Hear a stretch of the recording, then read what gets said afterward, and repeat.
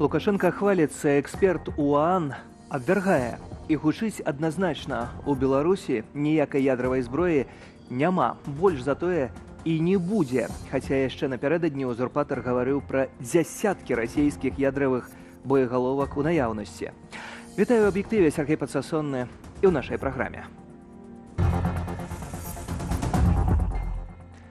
Жыццё ў доўг, каму і колькі вінны Лукашэнкі, пазыкі ёсць, а абяцанні лепшага жыцця беларусам гэтак і застануцца абяцаннямі.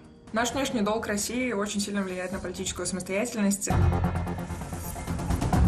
Упершыню ў Брусэлі беларускія дні з ініцыятывы Еўразвязу пра нашыя справы і праблемы ў сталіцы аб'яднанай Еўропы. Стратегічная падтрымка Еўрапейскага Саюза ў нашай барацьбе за незалежную еўрапейскую дэмакратычную Беларусь. Ды новыя схемы падману беларусаў махляры спрабуюць вытанчана абысці нашу пільнасць. Только 20% от преступлений такого рода раскрывается. Это крайне низкие показатели. У даўгах, як у шаўках, Лукашенко бярэ аддаваць беларусам. І амаль палова дзяржаўнага доўгу Беларусі летась прыйшлася на Расею. Сведчаць новыя дадзеныя Сусветнага банка. Масква ж чакае вяртанне грошаў. Але а не ў расейскіх ці беларускіх рублях, а ў несяброўскай валюце, доларах. Як лукашэнкаўскі ўрад плануе разлічвацца па пазыках, Кацярына Гардзеева. 15 мільярдаў 470 мільёнаў долараў. Столькі летась склаў вонкавы дзяржаўны доўг Беларусі. Раней Лукашенко ацаніў гэткі паказнік усяго у траціну ад дзяржаўнага ВУП. Наш государственный долг не превышает 32% валового внутреннего продукта. Не секрет, что в ряде высокоразвитых стран этот показатель в разы выше.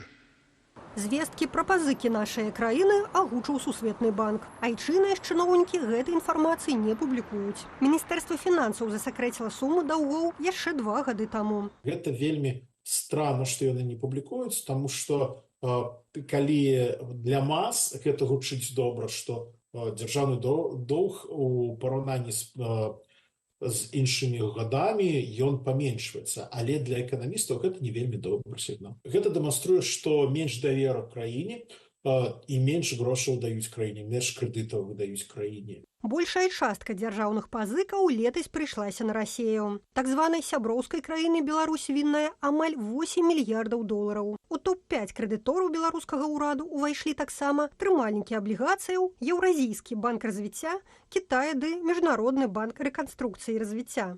Долг России очень сильно влияет на политическую самостоятельность, в том числе за счет того, что он постоянно увеличивается. Режим в России может манипулировать Лукашенко, потому что так как ему очень важна власть, нужно удерживать ее максимально долго, без России он это не сможет сделать. Аднак пазычаныя рэжымам грошы трэба вяртаць. На лета выплаты паводле дзяржаўных крэдытаў складуць рэкордныя 4,5 мільярдаў долараў. Браць жа сродкі няма дзе. Гэтак улады пастанавілі пакрыць 75% ад сумы пільных выплатаў новымі крэдытамі. Грошы паспрабуюць узяць і зноў жа ад Расеі і Кітаю.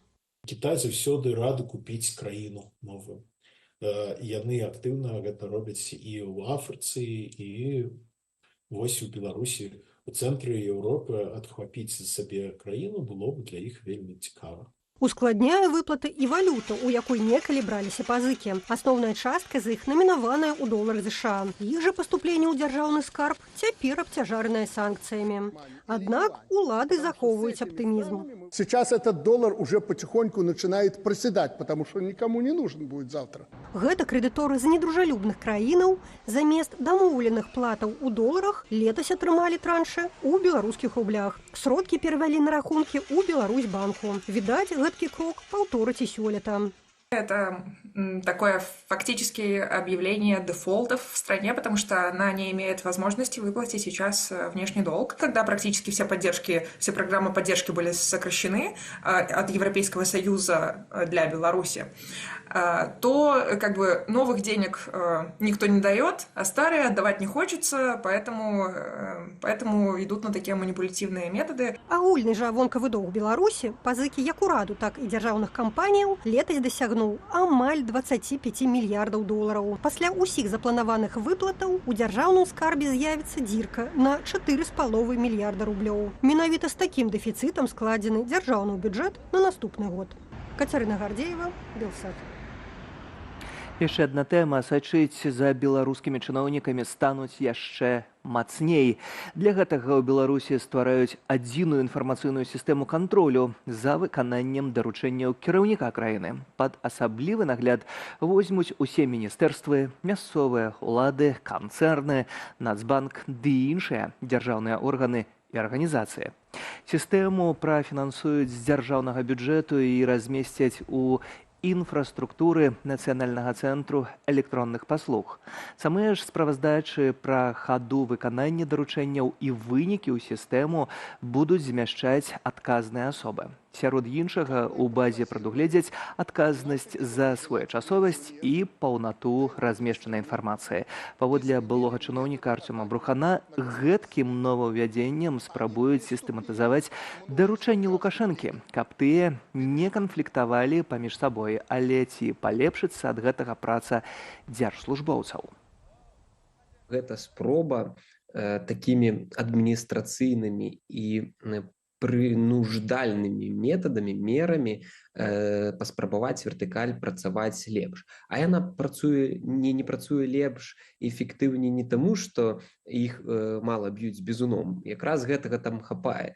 Яны работаюць менш эфектыўна, таму што няма магчымасці рэалізаваць сябе, таму што няма свабоды для чыноўнікаў, таму няма ніякай ініцыятывы. Ну вось яны, пакуль іх не пракантралююць, не ўдараць бізуном, няма ніякай працы.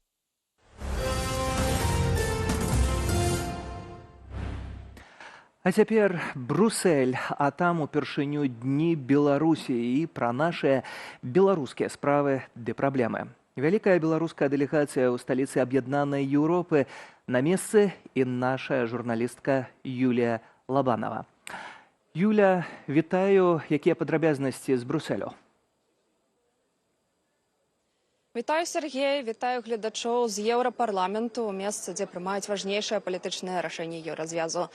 Тут у будынку Еўрапейскай службы вонкавых дзеянняў ладзяць Дні Беларусі, і цэлы тыдзень наша краіна будзе заставацца ў фокусе еўрапейскіх палітыкаў. Ось зла, если можно так сказать, в которую, к сожалению, входит и диктаторский белорусский режим Лукашенко. Они объединились, они борются с идеями демократии, прав человека и верховенства права, которые на самом деле являются фундаментом цивилизованного европейского общества. И мы не можем так оставаться в стороне и не поддерживать эти идеи, в том числе в Беларуси, поскольку мы твердо верим, что будущее Беларуси – это быть в нашей европейской семье. З працоўным візітам у Брюсселе каманда Святланы Ціхановскай, дэмакратычная лідарка, адкрыла шэраг імпрэзаў на Днях Беларусі, сустрэлася з еўрадэпутатамі і еўрапейскім камісарам па абароне і космасе Андрусам Кубілюсам. У плане таксама сустрэчы з новым еўрапейскім кіраўніцтвам. Гэта вярхоўная прадстаўніца Еўразвязу па замежных справах Кая Калас і прэзідэнтка Еўрапарламенту Роберта Мецола. Про Беларусь не забылі. І для Беларусі будуць шукаць магчымасці для палепшэння і сітуацыі, вызвалення беларускіх палітвязняў, павелічэння падтрымкі.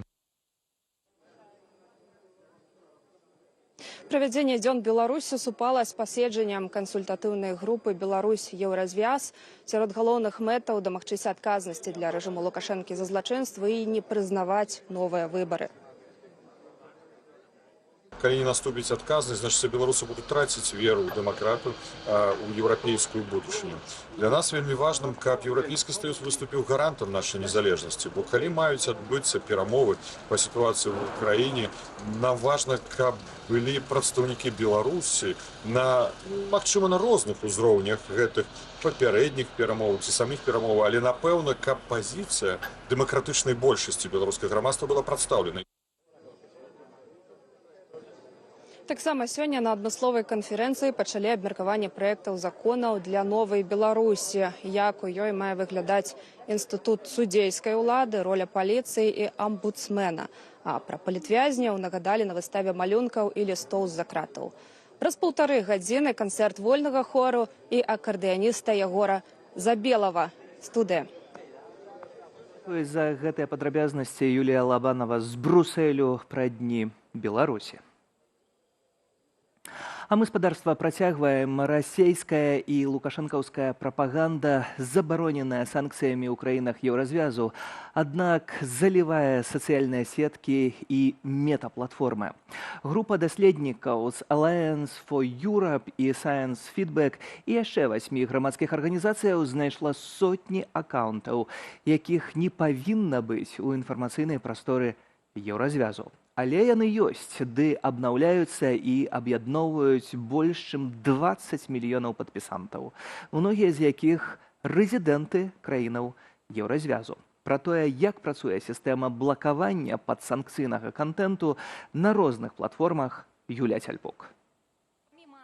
Канал адыёзнага беларускага прапагандыста Григория Заронка у Ютьюбе зачынены. После событий августа стали государственными пропагандистами. Канал расійскага ТБ «Царьград» таксама. Гэта прыклады, калі санкцыі дзеюць супраць асобаў і медыяў, што удзельнічаюць у рэпрэсіях і ці прапагандуюць вайну. Спіс выпадкаў, калі санкцыі не дзеюць, даўжэйшы. Даследнікі Alliance for Europe і Science Feedback у супрацы з яшчэ 8 грамадскімі арганізацыямі задакументавалі 386 новых выпадкаў, калі ў інфапрасторы Еўразвязу апублікаваны падсанкцыйны кантэнт. Публикации, размещенные на мета-сервисах Google, X, Twitter, TikTok и Telegram. Выявленные аккаунты широко распаўсюдзілі контент, сабраўшы агулам больш чым 20 мільёнаў падпісальнікаў, многія з якіх рэзідэнты Еўразвязу. Калі не браць пад увагу TikTok, які працуе пад усімі сцягамі, 73% акаунтаў падсанкцыйных юрыдычных і фізічных асобаў застаюцца даступнымі ў Еўразвязе. Яшчэ 49% даступныя сярод неафіцыйных распаўсюднікаў падсанкцыйнага кантэнту. І 24% мелі такі кантэнт у сваёй гісторыі. Гэта абуральна супярэчыць санкцыйнаму рэжыму ЕС, лічаць удзельнікі праекту. Старэйшы аналітык Media IQ Паўлюк Быкоўскі тлумачыць, што кантэнт не так проста заблакаваць. Калі мы кажам пра санкцыйныя спісы, да якіх мусіць прыслухоўвацца, допустим, Meta або Google, то гэта найперш амерыканскія. І вось яны даволі моцна адрозніваюцца ад еўрапейскіх. Калі казаць, калі падыходзіць з іншага пункту гледжання, дзе знаходзіцца аўдыторыя, то ёсць досвед, напрыклад, Тэлеграма, які дазваляе дзяржаўным СМІ прысутнічаць у Тэлеграме для беларускай, расійскай і іншай аўдыторыі, але для еўрапейскай аўдыторыі, калі Тэлеграм-аккаунт зарэгістраваны на еўрапейскую сімку, гэты кантэнт недасяжны. Прапагандысцкія тэлеканалы прысутнічаюць і ў Фейсбуку, бадай апроч сталічнага тэлебачання. Як это адбываецца? Нехта скардзіцца на тое, што адбываецца парушэнне правілаў супольнасці, і кампанія вырашае, праўда гэта ці не, і прымае рашэнне. Кропля точыць камень, так бы мовіць. Паступова вырашаецца гэтае пытанне. Дзесьці хутчэй, дзесьці больш марудна. Самыя па сабе платформы не зацікаўленыя займацца фільтраваннем падсанкцыйнай інфармацыі і зусім не праз палітычную пазіцыю. Этого не было заложено в бизнес-модель, и это просто с их стороны трата ресурсов, потому что это они должны искать, нанимать людей, ставить задачи айтишникам, чтобы они прописывали там целые алгоритмы и, новые среды, в которых там будет осуществляться новые инструменты. Это все большая, серьезная, действительно, без шуток, большая, серьезная и очень дорогая работа. и много ресурсов. Больш эфектыўна можна змагацца праз факт-чэкінгавыя праграмы. Ёсць у мэты Фейсбуку і Тыктоку. Яны палягаюць на пазначэнні адпаведных матэрыялаў, а не назваў медыяў. Рабі гэта аўдыторыя, Фейсбук бы заблакаваў, напрыклад, «Комсомольскую правду», любимую газету Путина. Когда и если ее заблокируют на Фейсбуке, ничего с ней не сделают в Телеграме. А если в итоге заблокируют во всей Европе Телеграм, это возможно. Но только целиком, всю платформу. Да, появится Telegram 2 другим названием. Это как борьба с Лернейской гидрой, второй подвиг Геракла. Отрубает одну голову, вырастают две. Група даследнікаў паінфармавала платформы і соцсеткі пра парушэнні санкцыяў у галіне інфармацыі. Плануе прасачыць, у якой ступені яны вырашаць гэтую праблему. Згодна з законам аб лічбавых паслугах, заканадаўствам Еўразвязу і нацыянальнымі заканадаўствамі краінаў-чальцоў Аб'яднанай Еўропы. Юлія Цяльпук, Белсат. А яшчэ больш інфармацыі на нашым канале ў Telegram. Заходзьце, карыстаючыся QR-кодам на вашых экранах. Дастаткова навесці камеру смартфона і чытаць навіны, каментары, аналітыку. Падпісвацца. А таксама заходзьце на нашу старонку belsat.eu. Умова нязменная. Бяспека для вас. Працягваем і ўвага на махляроў, а яны ў Беларусі памаладзелі. Гэтак 13-гадовы школьнік разам са сваім 17-гадовым напарнікам прадавалі беларусам неіснуючыя тавары: смартфоны, камп'ютарную тэхніку, брэндавае адзенне. Бралі прадаплату, але тавар не высылалі. Школьнікі падманулі ажно 10 беларусаў. Хэпі-энду не будзе. Будзе адказнасць. Пра папулярныя схемы махлярства Наста Печанькова. Снежань. Час не толькі святочных рыхтаванняў, але і актывізацыі махляроў. Навагоднія ялінкі і аздобы, зімовае адзенне і абутак, турыстычныя паездкі і арэнда дамоў на святы. Няпоўны пералік тавараў і паслуг, што прапановваюць злачынцы даверлівым беларусам. Звычайна за нібыта зніжаныя цэны і з поўную перадаплатаю. В первую очередь должна насторожить цена, значительно ниже рыночной. Кроме того, ни один интернет-магазин не будет просить покупателя перевести предоплату в размере от 50 до 100% стоимости товара. А вот мошенники делают это постоянно. Як правіла, пасля атрымання перадаплаты гандляр знікае. Траціна такіх угодаў адбываецца праз Інстаграм. Набірае папулярнасць і махлярская прапанова аддаць задарма непатрэбную бытавую тэхніку або мэблю. З адною умоваю тавар прывязе кур'ер, для адсочвання якога трэба усталяваць аплікацыю. Тая, ў сваю чаргу, дае злачынцам доступ да ўсёй інфармацыі вашага смартфона. У тым ліку пароля ад пошты ды банку, звесткі крэдытных картак. Нярэдка махляры прыбегаюць да маніпуляцыяў і шантажу ахвяраў. Гэтак мінчанцы, у якой прапаў сабака, патэлефанавалі незнаёмцы і паведамілі, што ейны гадаванец трапіў да жывадзёра. І каб той не нашкодзіў сабаку, яна мусіць заплаціць 800 рублёў. Испугавшись за свою собаку, минчанка перевела мужчине деньги и попросила не трогать питомца. В ответ на это продавец потребовал заявительнице заплатить, обещая, что приведет собаку в коробке в установленное место. Минчанка поняла, что ее обманули, и обратилась в милицию. Сярод не новых, але папулярных схемаў махлярства фігуруюць віртуальныя раманы. Злачынцы называюцца замежнымі бізнесоўцамі і прапановваюць беларускам лёгкі доход праз куплю криптовалюты. Если вам предлагают заработать очень быстро при, в общем-то, кажется, небольших вложениях изначально, нужно понимать, что, естественно, бесплатный сыр бывает только в мышеловке, и с высокой долей вероятности вас просто обманут.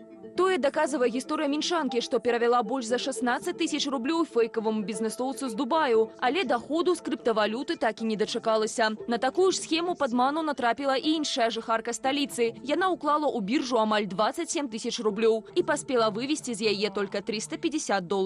Только 20% от преступлений такого рода раскрывается. Это крайне низкие показатели, потому что нет ни специфических знаний, ни какого-то программного обеспечения для того, чтобы выяснять, раскрывать такого рода преступления. Як стала вядома Белполу, колькасць камп'ютарных злачынстваў у краіне пакрысе расце. Да прыкладу, у Берасцейскай вобласці за першае паўгоддзе гэты паказнік павялічыўся на 18%. Общее число за 6 месяцев 2024 года превысило 1125 преступлений, основную долю из которых по-прежнему составляют мошенничество, то есть это 86% от общего числа компьютерных преступлений. Каб пазбегчы паспешных крокаў не трапіць на вуду зламыснікаў, психолог Ганна Матуляк раіць скарыстаць правіла 5 хвілінаў. Брать паузу. Ну вот, перезвоните, что бы ни произошло, перезвоните мне через 5 минут. Ну вот хотя бы 5 минут взять на то, чтобы позвонить какому-то просто другому человеку и сказать: слушай, вот мне поступил такой звонок, как ты думаешь вообще на это, как стоит реагировать? Таксама варта звярнуцца на афіцыйны нумар установы, з якой вам нібыта тэлефануюць і спраўдзіць выклік. Да таго ж насцярожыць мусіць тое, праз які канал з вамі звязваюцца. Банкі, аператары сувязі ды іншыя арганізацыі не камунікуюць са сваімі кліентамі праз месенджеры. Наста Печанькова, Белсат. Змяняем тэму. У Беларусі працягваюць тэставанне інтэлектуальнай сістэмы праверкі выканання правілаў дарожнага руху. На чарзе кантроль за паркоўкай аўтамабіляў. Паводле Дзяржаўтаінспекцыі такія захады увялі напярэдадні зімы ў межах барацьбы з аўтасродкамі, якія перашкаджаюць прыбіранню снегу і апрацоўцы дарог супраць галалёднымі матэрыяламі. Для кантролю выканання правілаў дарожнага руху ўжо працуе сістэма відэафіксацыі парушэнняў. Пакуль назіранне вядзецца не на ўсіх участках дарог, аднак у Дзяржаўтаінспекцыі абяцаюць, што паступова аўтаматычны кантроль выканання правілаў будзе ўведзены па ўсёй краіне. У рамках вышуку парушальнікаў паркоўкі і стаянкі асаблівую ўвагу надаюць месцам, дзе ствараецца высокая небяспека і змяншаецца прапускная здольнасць дарог. А цяпер пра надвор'е. У бліжэйшыя дні сіноптыкі абяцаюць у Беларусі тэмпературу каля нуля. Уначы яна панізіцца да -6. Гэткае надвор'е спрыяе ўтварэнню лёду на дарогах і тратуарах, і праз гэта небяспечныя траўмы.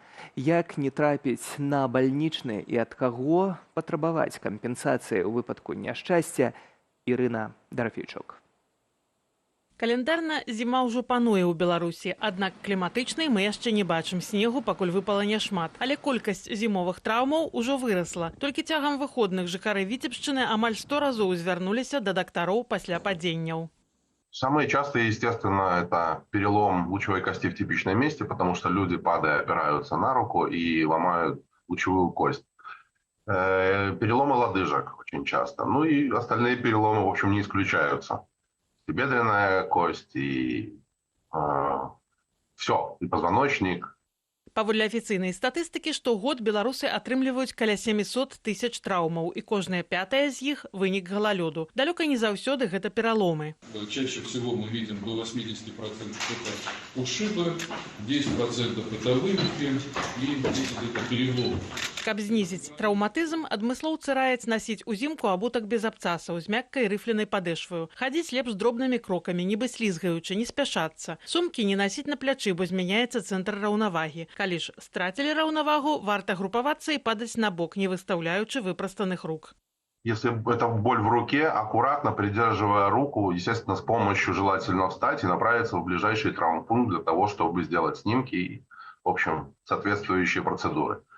Если это нога, естественно, не пытайтесь двигаться сами, позовите на помощь, телефоны есть у всех, звоните. Рызыку траўмавацца узімку павышаюць ранні надыход цемры і зменлівасць тэмператураў. Асабліва небяспечная каля нуля, калі снег змяняецца дажджом і ўтвараецца лёд на ходніках. Не заўсёды гарадскія службы своечасова даюць рады ситуации. Работы по благоустройству и содержанию осуществляются землепользователями. Все, что касается земель общего пользования, то там отвечает местный исполком и распорядительный орган. То есть, если с вами что-то случилось, вы можете обратиться в администрацию города, района. Если мы в Минске говорим, то это администрация районов. На мінулым тыдні стала вядома пра выпадак, калі жыхарцы Менску ўдалося прынамсі часткова атрымаць кампенсацыю шкоды ад падзення з таварыства ўласнікаў. Паводле рэсурсу онлайнер.by у пачатку года жанчына паслізнулася на абледзянелых сходах пры пад'ездзе і атрымала некалькі пераломаў, у тым ліку са зрушэннем. Каб дамагчыся выплатаў за нанесеную шкоду здароўю, доказы трэба збіраць неадкладна, літаральна адразу пасля падзення.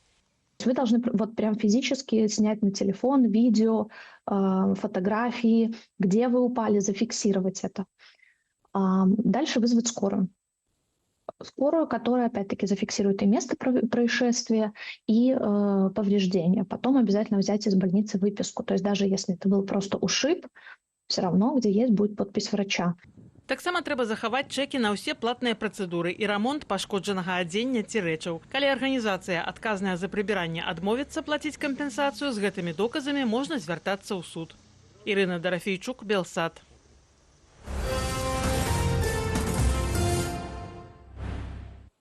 Не вайна, а навядзенне канстытуцыйнага парадку. Не народ, а тэрарысты і пагроза Расіі. А сустракаць рускага салдата будуць з кветкамі. Не, гэта не перадгісторыя вайны ва ўкраіне. Гэта наратывы расійскіх уладаў перад уводам войскаў у Чачэнскую рэспубліку Ічкерыю. 11 снежня 1994-го пачалася так званая Першая чачэнская вайна. Гісторыя той вайны, як пралог сённяшняй Расіі, у нашым сюжэце. Канун Дня Российской Конституции отмечен двумя событиями. Улицы городов украшены национальными флагами, а в Чечню сегодня на рассвете введены войска. 11 снежня 1994 года пачалася вайна, вядомая сёння як Першая чачэнская. Расійскія ўлады вайною тыя падзеі не называлі. Афіцыйна гэта было аднаўленне канстытуцыйнага строю. Прынамсі гэтак быў прапісаны увод расійскіх войскаў у сакрэтным загадзе Ельцына, які той падпісаў 30 лістапада 94-го. Чеченская республика – часть Российской Федерации, состав которой закреплен Конституцией. Ни одна территория не имеет права на выход из России. На той момант Чачня 3 гады де-факта была незалежная. Яшчэ ў ліпені 91-го рэспубліка выйшла са складу тагачаснай РСФСР. У наступным 92-м краіна не падпісала федэратыўнай дамовы з Расіяй. Вы возьмите ту долю власти, которую сами можете проглотить. Аднак ні сама Расія, ні іншыя краіны Чачэнскай рэспублікі Ічкерыя, як тая сябе называла, не прызналі. Скарыстаўшы ўнутрыпалітычны крызіс, што ўзнік у самаабвешчанай Чачні ў 94-м, расійскія ўлады пастанавілі вярнуць кантроль над гэтай тэрыторыяй. Потом начались провокации со стороны российских спецслужб, в то время ФСК, которые сделали все возможное, чтобы начать войну. То есть начать сначала гражданскую войну, это были их планы, а затем, чтобы они вошли как миротворцы, наводить якобы порядок. Но это не произошло, и Россия вторглась танками. 19 снежня федэральныя войскі дайшлі да сталіцы рэспублікі Грознага. Двухтыднёвая аблога скончылася штурмам гораду ў навагоднюю ноч и першыя дні 95-го. Помимо того, что люди гибли от бомбежек, то здесь не было. Они начались после того, как все-таки чеченские бойцы вынуждены были отступить из Грозного, когда Грозный оказался под контролем русских. Цалкам захапіць чачэнскую сталіцу змаглі толькі праз месяц. Паводле ацэнак праваабаронцаў, падчас штурму загінулі каля 27 тысячаў мірных жыхароў. Хуткай аперацыя, як разлічвалі расійскія вайскоўцы, не атрымалася. Навядзенне канстытуцыйнага парадку перарасло ў зацяжную і адну з самых крывавых войнаў пасля Другой сусветнай. Начался очередной геноцид. Это когда российские оккупанты входят в населенные пункты и зачищают это село от мужского населения. Убивали и женщин, убивали и детей.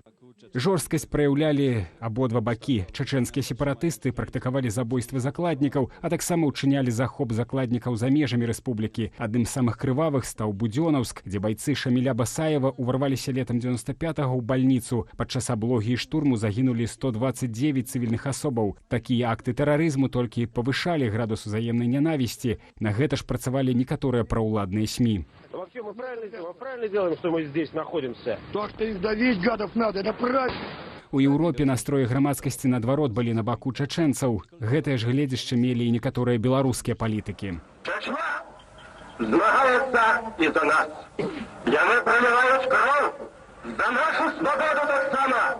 Аднак прапанова пазняка ўхваліць хвіліну маўчання забітага расійскімі спецслужбамі першага прэзідэнта Ічкерыі Джахара Дудаева не знайшла грамадскага падтрымання і выклікала асуджэння нават сярод сяброў ягонай жа партыі БНФ. Люди жили у российском информационном поле и, конечно, споживали ту информацию, якую давала им Москва. У 1996 годзе сепаратысты змаглі вярнуць кантроль над большую часткаю Чачні. На фоне прэзідэнцкіх выбараў расійскія ўлады пайшлі на перамовы і вывелі войскі. Рэспубліцы паабяцалі разгледзець яе статус пасля 2001-га. Аднак, прыйшоўшы да ўлады ў 99-м, Пуцін пачаў другую чачэнскую вайну. У 2003-м Расія вярнула кантроль над тэрыторыяй Чачні. Антон Бяздольны, Белсат. Крыху пра спорт. У Мінспорта далі адзнаку беларускім атлетам, якія выступілі на сёлетніх алімпійскіх гульнях у Парыжы ў нейтральным статусе. Калегія прызнала вынікі нашых спартоўцаў здавальняючымі. Таксама чыноўнікі вызначылі прыярытэтныя для развіцця віды спорту на лета. Адметна, што ў такім спісе зноў не знайшлося месца гульні нумар 1. Футбол самы папулярны ў свеце спорт, аднак беларускія чыноўнікі маюць іншую думку. Калегія Міністэрства спорту зноў не ўнесла футбол у спіс прыярытэтных відаў наступнага года ў сувязі з, цытата, адсутнасцю вызначаных крытэрыямі вынікаў цягам поўных 2 алімпійскіх цыклаў. З пераліку прыярытэтаў гэты від гульняў быў выключаны з 2021 года. Раней беларускія футбалісты і адказныя за іх чыноўнікі неаднаразова траплялі пад крытыку Лукашэнкі. Апошні раз падчас открытия бассейна у Менску. Что жду с новым руководителем футбола и так далее. Печаль полная. Сярод 27 відаў спорту, што трапілі ў дзяржаўны прыярытэт, баскетбол, валейбол, гандбол, хакей ды нават хакей на траве. Ні ў адным з іх поспехамі ды вынікамі Міністэрства спорту пахваліцца таксама не можа. І гэта ўсё ў аб'ектыве, а праз момант Белсадзум Віталь Бабін паразмаўляе з прадстаўніком Белпол Андрэем Астаповічам. Шукаюць адказ на пытанне, чаму КДБ не хоча вызваляць сваіх агентаў, якія трапілі ў турмы ў краінах еўразвязу. Будуць і іншыя тэмы. Не пераключайцеся, а я, Сергей Падсасонны, дзякую, зычу добрага вечара. Да сустрэчы.